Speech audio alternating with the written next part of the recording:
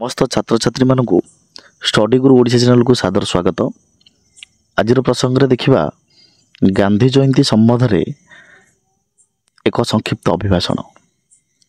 प्रसंगटी हूँ गांधी जयंती।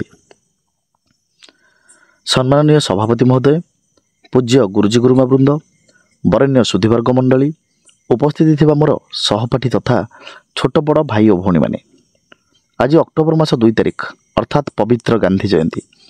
ये पवित्र मुहूर्तर शुभ अवसर में मते किसी कहिबार सुजोग मिलिथिबारु मु निजको धन्य मन करुछि। पृथ्वीर इतिहास रे जो केते जण विशिष्ट व्यक्ति मानकर नाम उल्लेख अछि सेमानक मध्य महात्मा गांधी अन्यतम। ये महान पुरोधांग पूरा नाम हेउछि मोहनदास करमचंद गांधी। से 1869 ख्रीष्टाब्द अक्टोबर मास 2 तारिख रे गुजरातर पोरबंदर ठारे जन्मग्रहण करथिले। 1882 ख्रीष्टाब्द रे से कस्तूरबा को विवाह करथिले। गांधीजी समस्त राजनैतिक कार्यकलाप से तांको सहित रही एवं बहुत थर बंदी होते।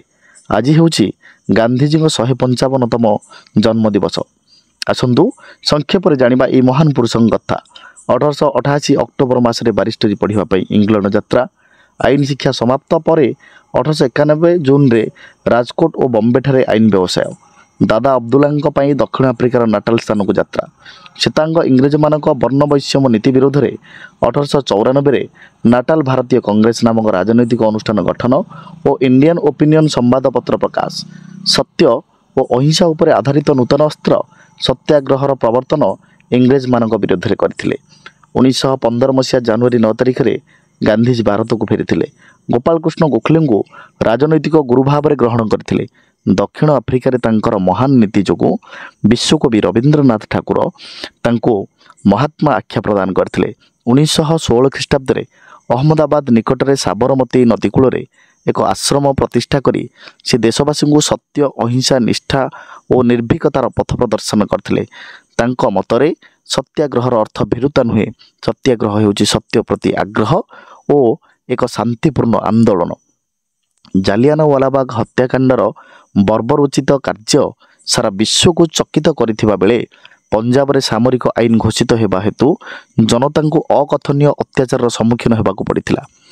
अत्यंत घृणार सहित गांधीजी व्यक्त कले कौनसी प्रकार रे भारतीय माने सरकारंक पैसाचिक प्रवृत्ति को ग्रहण करिबा पाप।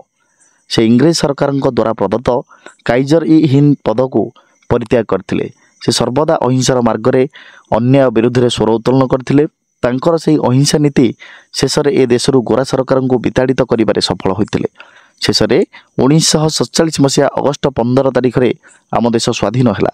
1948 मसीहा जनवरी 30 तारिख दिन आततायीर गुली रे तांकर मृत्यु होइथिला।